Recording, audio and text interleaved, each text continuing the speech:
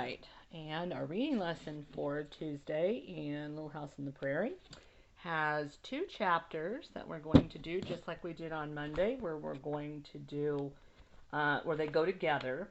One of them is going to talk about a roof and a floor, and uh, I'll leave the other one for you to find out. Our word that we're going to be looking for context clues is chinking. Chinking. We've heard this word several times as we've built the house. All the way along, they've talked about chinking, filling in the chinks, and I even talked about it in one of my last videos. So that won't be too hard. Just remind ourselves what we think it means as we read the chapter. And then we're going to do point of view today. So we want to think about as we read this, and of course, I spent a lot of time at the very beginning with the difference between an autobiography and a biography. So who is telling this story is what we're going to focus on today, and how do we know that? So we know that it's told from the point of view of Laura. Laura is the person telling the story, and so it's what she experienced and what she remembers, so we can answer that question already. But the thing that we need to look for is, how do we know that that's being told from Laura's point of view? So let's go to chapters 10 and 11. 10 is called, goodness, chapter 10 is called A Roof and a Floor. And then 11, the one I didn't tell you about, it's called Indians in the House, which is going to be very kind of scary and exciting. We haven't had an exciting one from the wolves. We read, Two Stout Doors. That was kind of, and about the building the chimney, which is just kind of procedural. And then this next chapter is also procedural, building a roof and a floor. So not super, they're fun to read, but the Indians are going to be an exciting one. Now, at the top of the page, and this is page 120, you see Laura and Mary laying in the grass, and these are prairie chickens.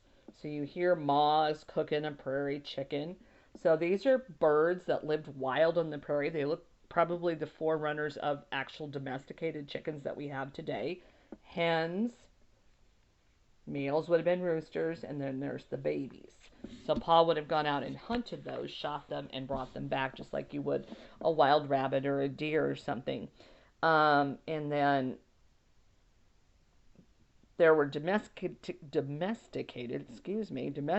chickens back in the eastern part of the United States that were originally wild and had been tamed and bred and were using as chickens. And so pioneers may have had chickens that were domesticated, but also relied on the prairie chickens for meat. Not for eggs, though. They wouldn't have used those for eggs. So our first chapter, A Roof and a Floor. All day long, every day, Laura and Mary were busy. When the dishes were washed and the beds made, there was always plenty to do and see and listen to. They hunted for birds' nests in the tall grass, and when they found them, the mother birds squawked and scolded. Sometimes they touched a nest gently, and all in an instant a nest full of downiness became a nest full of wide gaping beaks, hungrily squawking. Then the mother birds scolded like anything, and Mary and Laura quietly went away because they did not want to worry her too much. In the tall grass they lay still as mice and watched flocks of little prairie chickens running and pecking around their anxiously clucking smooth brown mothers. They watched striped snakes rippling between the grass stems or lying so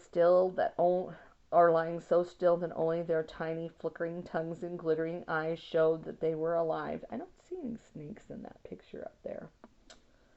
There were garter snakes and would not hurt anybody, but Laura and Mary did not touch them.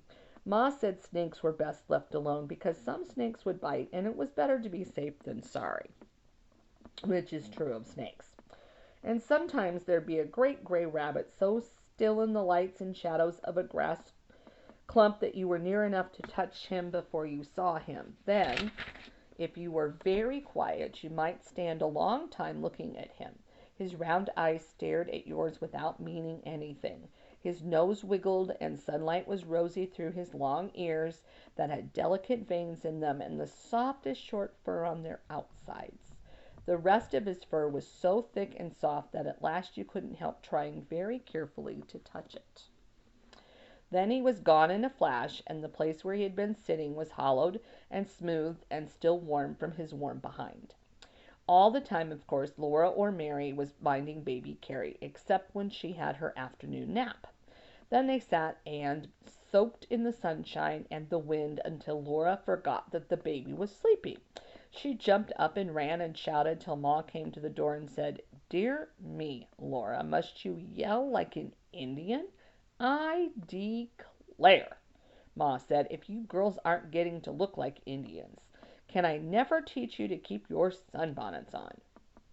Pa was up on the house while beginning the roof. He looked down at them and laughed. "One little Indian, two little Indians, three little Indians," he sang softly. "Nope, only two." "Well, you make three," Mary said to him. "You're brown, too." "But you aren't little, Pa," said Laura. "Pa, when are we going to see a papoose?" "Oh, goodness!" Ma exclaimed. "What do you want to see an Indian baby for? Put on your sunbonnet now and forget such nonsense." So the little girls wore those sunbonnets like you see on the front of the page, and so did the women. In the 1800s, at the time when Laura lived, um, it was considered to be more beautiful if your skin was very, very, very pale and creamy and not tanned, not brown. And the reason for that was that it meant that you had enough money that you didn't have to work outside. So it was more beautiful to have white skin because you could stay inside and do gentle things, and you could volunteer your time, and you didn't have to work hard outside to grow your own food and make a living. So women tried very hard to not get their skin to be tanned, which today is the exact opposite. We think tan skin makes you look like you are more healthy because you're living an active lifestyle. So things have changed a lot in the last 150 years. Laura does not like sunbonnets, and she's going to tell you why in the next chapter. Laura's sunbonnet hung down her back. She pulled it up by its strings, and its sides came past her cheeks. When her sunbonnet was on, she could see only what was in front of her, and that was why she was always pushing it back and letting it hang by its strings tied around her throat. So she couldn't see all of the side parts because it came right here, and you could only see straight. So it drove her nuts. She didn't like it. She put her sunbonnet on when Ma told her to, but she did not forget the papoose. This was Indian country, and she didn't know why she didn't see Indians. She knew she would see them sometime, though. Pa said so, but she was getting tired of waiting. He had taken the canvas wagon top off the house, and now he was ready to put the roof on. For days and days he had been hauling logs from the creek bottoms and splitting them into thin, long slabs. Piles of slabs lay on the ground around the house, and slabs stood against it. And you can see that on the picture behind the house, all those slabs. "Come out of the house, Caroline," he said. "I don't want to risk anything falling on you or Carrie." "Wait, Charles, till I put away the china shepherdess," Ma answered. In a minute she came out with a quilt and her mending and baby Carrie. She spread the quilt on the shady grass by the stable and sat there to do her mending and watch Carrie play. Pa reached down and pulled up a slab. He laid it across the ends of the sapling rafters. Its edges stuck out beyond the wall. Then Pa put some nails in his mouth and took his hammer out of his belt, and he began to nail the slab to the rafters. Mr. Edwards had lent him the nails. They had met in the woods, where they were both chopping down trees, and Mr. Edwards had insisted that Pa borrow nails for the roof. "That's what I call a good neighbor," Pa said when he told Ma about it. "Yes," said Ma, "but I don't like to be beholden, not even to the best of neighbors." Nor I, Pa replied. I've never been beholden to any man yet, and I never will be. But neighborliness is another matter, and I'll pay him back every nail as soon as I can make the trip to Independence. Now Pa carefully took the nails one by one from his mouth, and with ringing blows of his hammer he drove them into the slab. It was much quicker than drilling holes and whittling pegs and driving them into the holes. But every now and then a nail sprang away from the tough oak when the hammer hit it, and if Pa was not holding it firmly, it went sailing through the air. And then Mary and Laura watched it fall, and they searched in the grass till they found it. Sometimes it was bent. Then Pa carefully pounded it straight again. It would never do to lose or waste a nail. When Pa had nailed down 2 slabs, he got up on them. He laid and nailed more slabs all the way up to the top of the rafters. The edge of each slab lapped over the edge of the slab below it. Then he began again on the other side of the house, and he laid the roof all the way up to that side, up from that side. A little crack was left between the highest slabs, so Pa made a little trough of 2 slabs, and he nailed the trough firmly upside down over the crack. The roof was done. The house was darker than it had been because no light came through the slabs. There was not one single crack that would let rain come in. You have done a splendid job, Charles Ma said, and I'm thankful to have a good roof over my head. Well, you shall have furniture, too, as fine as I can make it, Pa replied. I'll make a bedstead as soon as the floor is laid. He began again to haul logs. Day after day he hauled logs. He did not even stop hauling logs to go hunting. He took his gun on the wagon and brought back at night whatever meat he had shot from the wagon seat. When he had hauled enough logs to make the floor, he began to split them. He split each log straight down the middle. Laura liked to sit on the wood pile and watch him. First, with a mighty blow of his axe, he split the butt of the log. Into the crack he slipped the thin edge of an iron wedge. Then he wrenched the axe out of the log, and he drove the wedge deeper into the crack. The tough wood split a little farther. Oh, I thought there was a picture of that. All the way up the log. I'm going to grab my book while I'm reading here. Pa fought that tough oak. He struck with his axe into the crack. He drove blocks of wood into it and moved the iron wedge higher. Little by little, he followed the crack up the log. All right, let's find a picture of a wedge and show you what that looks like. We still use these today. Woodsmen do. Velocipede. See if there's. Nope, I don't have a picture of it. Rather surprised. All right, well, a wedge is a piece of metal that was wider at the top and then came down to a narrow point at the bottom. And you would stick that into the crack in the log and the narrow side down, and when you hit it on the top, it would go further down and it would make the crack go along the log if you were trying to split it in half, which is what Paul was doing. He swung the axe high and brought it down with a great swing and a grunt from his chest. Ugh! The axe whizzed and struck plung. It always struck exactly where Pa wanted it to. At last, with a tearing, cracking sound, the whole log split. Its 2 halves lay on the ground, showing the tree's pale insides and the darker streak up its middle. Then Pa wiped the sweat from his forehead. He took a fresh grip on the axe, and he tackled another log. One day the last log was split, and next morning Pa began to lay the floor. He dragged the logs into the house and laid them one by one flat side up. So the flat side, and then they're rounded on the bottom. And that's what a puncheon floor is. So you lay the logs one right next to each other, and they're flat across the top, and then they're rounded. So the floor kind of sits up. Then he took the head of the axe in his hand, and with a little careful blows, he smoothed the wood. He squinted along the lines to see that the surface was straight and true, and he took off the last little bits here and there, and finally he ran his hand over the smoothness and nodded. Not a splinter, he said. That'll be right for all right for little bare feet to run over. He left that log fitted into its place and dragged in another. When he came to the fireplace, he used shorter logs. He left a space of bare earth for a hearth so that when sparks or coals popped out of the fire they would not burn the floor. One day the floor was done. It was smooth and firm and hard, a good floor of solid oak that would last, Pa said, forever. You can't beat a good puncheon floor, he said. And Ma said she was so glad to be up off the dirt. She put the little China woman on the mantel shelf and spread a red checked cloth on the table. There, she said, now we're living like civilized folks again. After that, Pa filled the cracks in the walls, and that's chinking.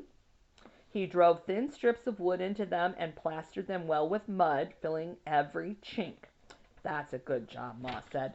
That chinking will keep out the wind no matter how hard it blows. Pa stopped whistling to smile at her. He slapped the last bit of mud between the logs and smoothed it and set down the bucket. At last the house was finished. And there's a picture of it, which probably looks fairly similar to the one you saw if you watched the tour of Laura's houses and Little House on the Prairie. They showed you the inside of the house, and it looked like this. So you can see the table. The only thing that isn't done in the house right now is that the beds are on the floor, and Paul will get those up off the floor. And eventually he's going to make a rocking chair for Ma, too. And he says, I wish we had glass for the windows, Pa said. Oh, we don't need glass, Charles said, Ma. Just the same, if I do well with my hunting and trapping this winter, I'm going to get some glass in Independence next spring, said Pa, and hang the expense. Glass windows would be nice if we can afford them, Ma said, but we'll cross that bridge when we come to it.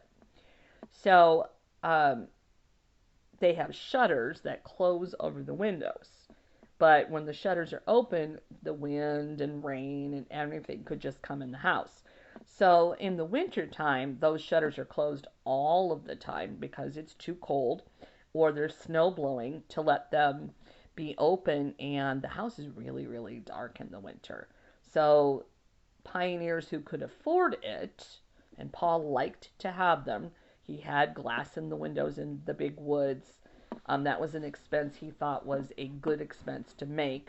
Who had glass in their windows could leave their shutters open even in the winter, and they could have the sunlight come through, and their houses were not as dark.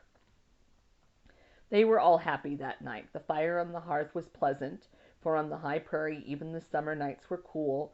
The red check cloth was on the table, the little China woman glimmered on the mantel shelf, and the new floor was golden in the flickering firelight. Outside the night was large and full of stars. Pa sat for a long time in the doorway and played his fiddle and sang to Ma and Mary and Laura in the house and to the starry night outside. Okay, now our exciting one, Indians in the house. Oh, Jack is chained up. Early one morning, Pa took his gun and went hunting. He had meant to make the bedstead that day. He had brought in the slabs when Ma said she had no meat for dinner. So he stood the slabs against the wall and took down his gun. Jack wanted to go hunting too. His eyes begged Pa to take him, and whines came up from his chest and quivered in his throat till Laura almost cried with him, but Pa chained him to the stable. No, Jack, Pa said, you must stay here and guard the place. Then he said to Mary and Laura, don't let him loose, girls. Poor Jack laid down. He thought it was a disgrace to be chained, and he felt it deeply.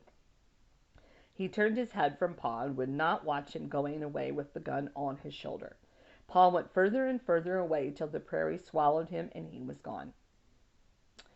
Laura tried to comfort Jack, but he would not be comforted. The more he thought about the chain, the worse he felt. Laura tried to cheer him up, to frisk and play, but he only grew more sullen. Both Mary and Laura felt that they could not leave Jack while he was so unhappy, so all that morning they stayed by the stable.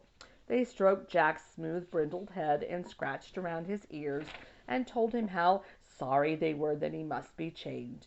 He lapped their hands a little bit, but he was very sad and angry. His head was on Laura's knee, and she was talking to him, when suddenly he stood up and growled a fierce, deep growl. The hair on his neck stood straight up and his eyes glared red. Laura was frightened. Jack had never growled at her before. Then she looked over her shoulder where Jack was looking, and she now saw two naked wild men coming, one behind the other, on the Indian trail. "Mary, look!" she cried. Mary looked and saw them too. They were tall, thin, fierce-looking men. Their skin was brownish red. Their heads seemed to go up to a peak, and the peak was a tuft of hair that stood straight up and ended in feathers. Their eyes were black and still and glittering like snakes' eyes. They came closer and closer. Then they went out of sight on the other side of the house. Laura's head turned, and so did Mary's, and they looked at the place where those terrible men would appear when they came past the house. "Indians," Mary whispered. Laura was shivering. There was a queer feeling in her middle, and the bones in her legs felt weak. She wanted to sit down, but she stood and looked and waited for those Indians to come out from behind the house. The Indians did not do that. All this time Jack had been growling. Now he stopped growling and he was lunging against the chain. His eyes were red and his lips curled back and all the hair on his back was bristling. He bounded and bounded clear off the ground, trying to get loose from the chain. Laura was glad that the chain kept him tight there with her. "Jack's here," she whispered to Mary. "Jack won't let him hurt us. We'll be safe if we stay close to Jack." "They are in the house," Mary whispered. "They are in the house with Ma and Carrie." Then Laura began to shake all over. She knew she must do something. She did not know what those Indians were doing to Ma and baby Carrie. There was no sound at all from the house. "Oh, what are they doing to Ma?" she screamed in a whisper. "Oh, I don't know," Mary whispered. "I'm going to let Jack loose," Laura whispered hoarsely. "Jack will kill them." "Pa said not to," Mary answered. They were too scared to speak out loud. They put their heads together and watched the house and whispered. "He didn't know Indians would come," Laura said. "He said not to let Jack loose." Mary was almost crying. Laura thought of little baby Carrie and Ma shut in the house with those Indians. She said, "I'm going in to help Ma." She ran 2 steps and walked a step. Then she turned and flew back to Jack. She clutched him wildly and hung on to his strong, panting neck. Jack wouldn't let anything hurt her. "We mustn't leave Ma in there alone," Mary whispered. She stood still and trembled. Mary never could move when she was frightened. Laura hid her face against Jack and held on to him tightly. Then she made her arms let go. Her hands balled into fists and her eyes shut tight, and she ran toward the house as fast as she could run. She stumbled and fell down, and her eyes popped open. She was up again and running before she could think. Mary was close behind her. They came to the door. It was open, and they slipped into the house without a sound. The naked wild men stood by the fireplace. Ma was bending over the fire, cooking something. Carrie clung to Ma's skirts with both hands, and her head was hidden in the folds. Laura ran toward Ma, but just as she reached the hearth, she smelled a horribly bad smell, and she looked up at the Indians. Quick as a flash, she ducked behind the long, narrow slab that leaned against the wall.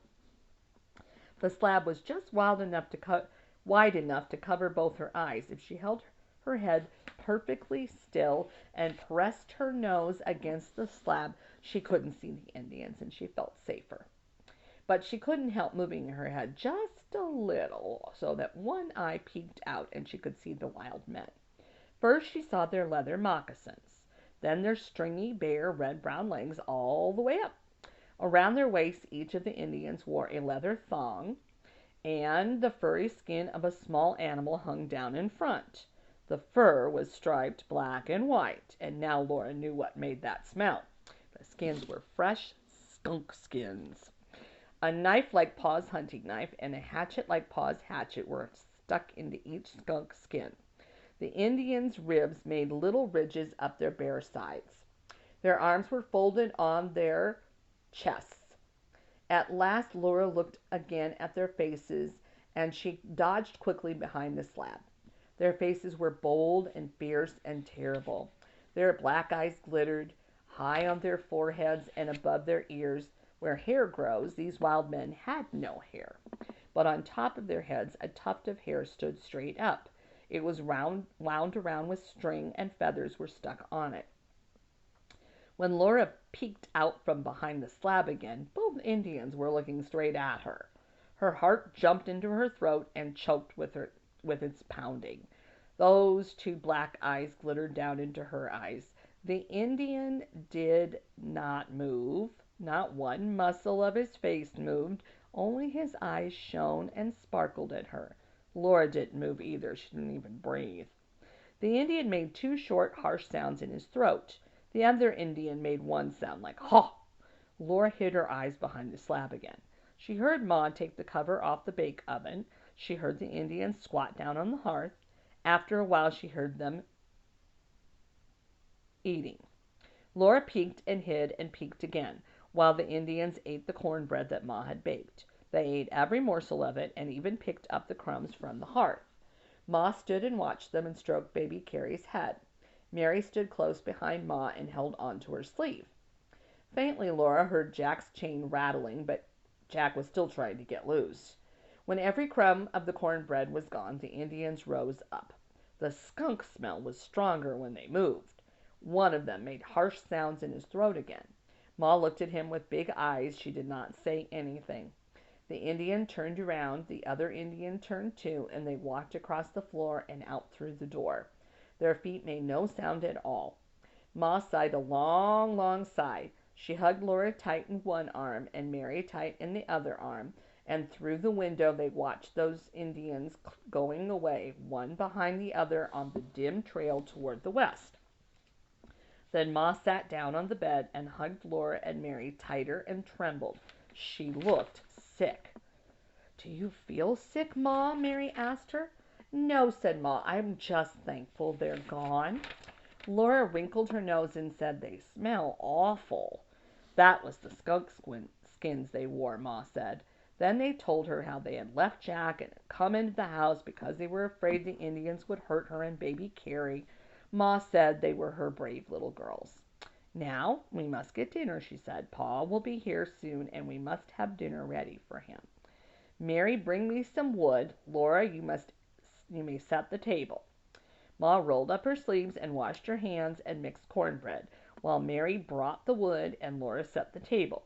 She set a tin plate and a knife and a fork and a cup for Pa and the same for Ma, with Carrie's little tin cup beside Ma's, and she set tin plates and knives and forks for her and Mary, but only their one cup between the plates. Ma made the cornbread and water into two thin loaves, each shaped in a half circle. She laid the loaves with their straight sides together in the bake oven, and she pressed her hand flat on top of each loaf. Pa always said he did not ask any other sweetening when Ma put the prints of her hands on the loaves. Laura had hardly set the table when Pa was there. He left a big rabbit and two prairie hens outside the door and stepped in and laid his gun on its pegs. Laura and Mary ran and clutched him, both talking at once. "What's all this? What's all this?" he said, rumpling their hair. "Indians?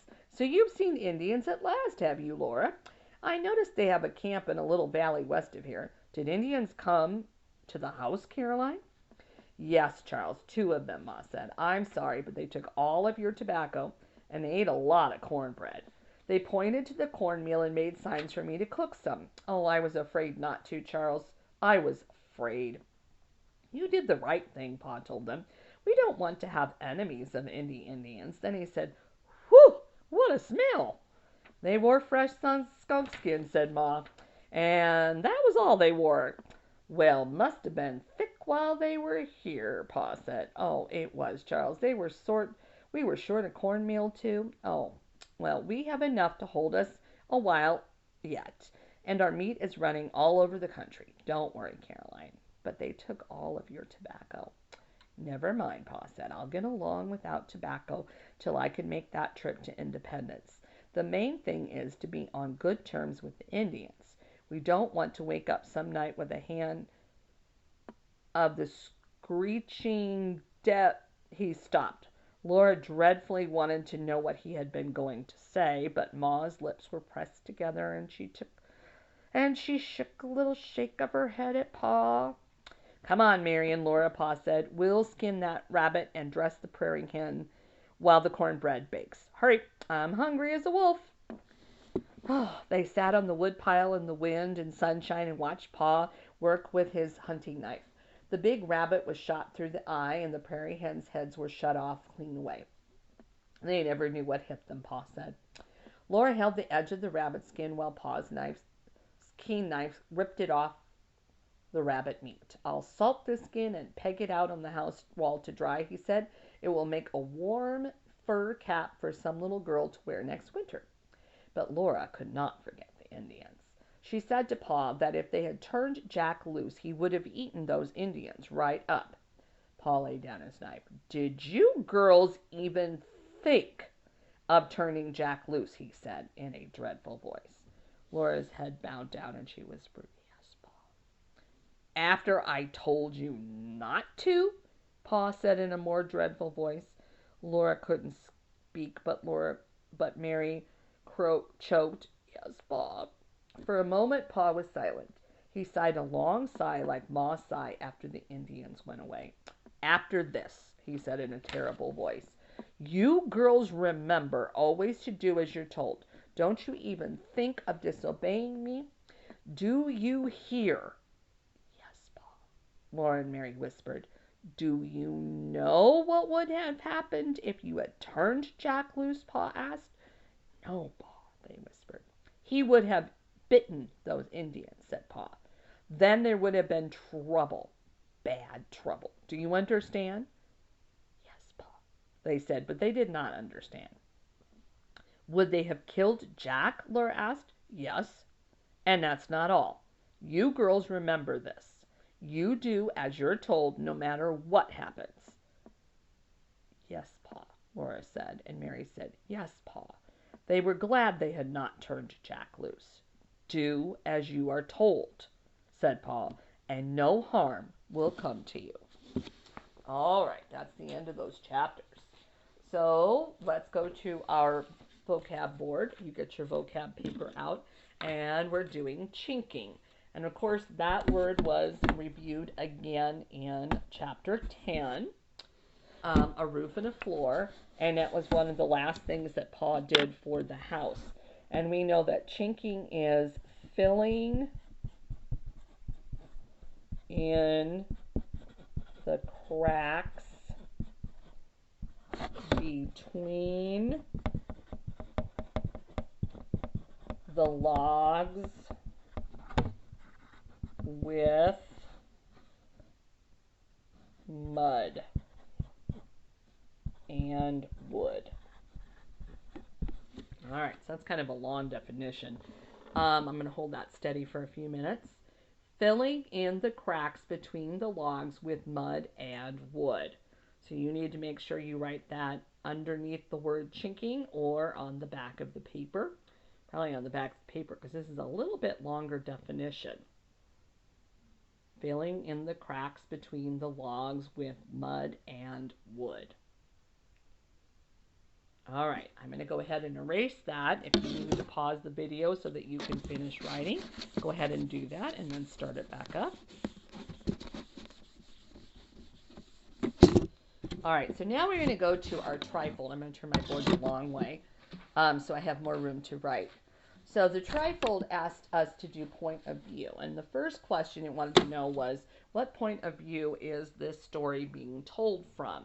And the story being the book Little House on the Prairie. Now we know that it is an autobiography. So first of all, we're going to write down it's told from Laura's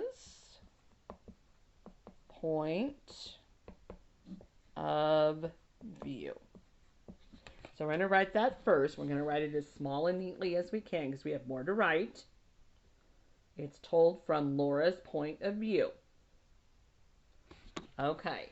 Then we have to tell how we know that. How do we know this point of view is Laura's, and how does it impact our understanding of the plot? All right, so what were some reasons that we know that it's told from Laura's point of view, other than the fact that I told you it was an autobiography?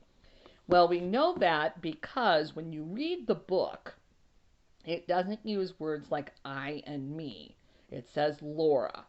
It says her. But have you noticed that as we read, the only person that you ever hear about what they're thinking inside their head or how they're feeling inside their body is Laura. She's the only one you ever hear what she's thinking about or how she's feeling. And that tells us that it's being written from her point of view. Sometimes she does um, tell what she thinks Jack is thinking, but I think that's just a little girl using her imagination because obviously Jack isn't telling this, and it would be a very different story if Jack was telling it. So, how do we know?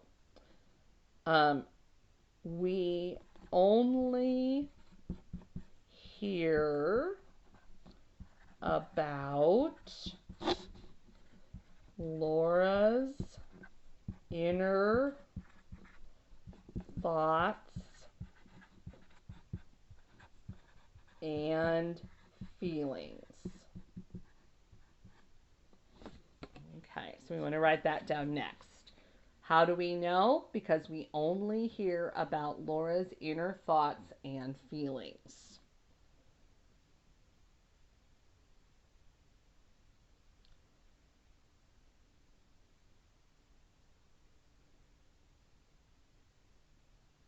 Okay, if you have to pause, you can. And then the last thing is it wants to know how being written from that point of view impacts the reader's understanding of the plot. And this is kind of a very high level thinking question. And what they're asking is, because it's told from a little girl's point of view, how does that make it different than if it was told from a grown-up's point of view, Ma or Pa's point of view? And the main way that we hear that is that you learn about what's going on in a childlike way. Laura reacts to things that are happening around her and explains what Pa is doing in a way that makes sense to a child's mind, because she's explaining and remembering what it was like when she was that little. That's how it does that. So if Paul were to write the book and explain how he was making a puncheon floor, it'd probably be a lot more detailed. And he would tell you exactly the steps in order on all the things that he's doing in the house. Or if he goes off hunting, we'd hear about what he was doing when he was hunting, or cutting trees, or his conversation with Mr. Edwards, and we never hear that.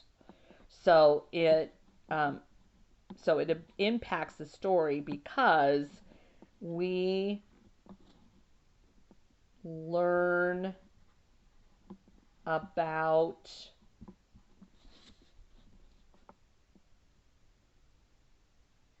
what Laura is choosing to describe.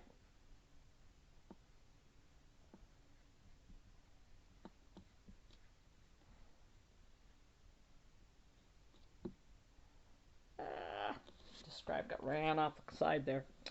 So, last big part. This was a lot to write on this one. We learn about what Laura is choosing to describe. That's how it impacts us. And Laura describes it in a way that is described by a child of the age she was in the book. Okay, finish writing that down. So the only response to this would be to show me that you did your trifold. So you just want to hold it up and take a picture of it. Otherwise, there isn't anything that you could read to me because we did it all together today. All right. Tomorrow we're going to have one chapter, Building the Well, but it comes with a science experiment. So we're going to read the chapter and do the trifold, and then I'm going to have you get to do a science experiment at home and tell me about it. So that'll be a fun one. Goodbye for now.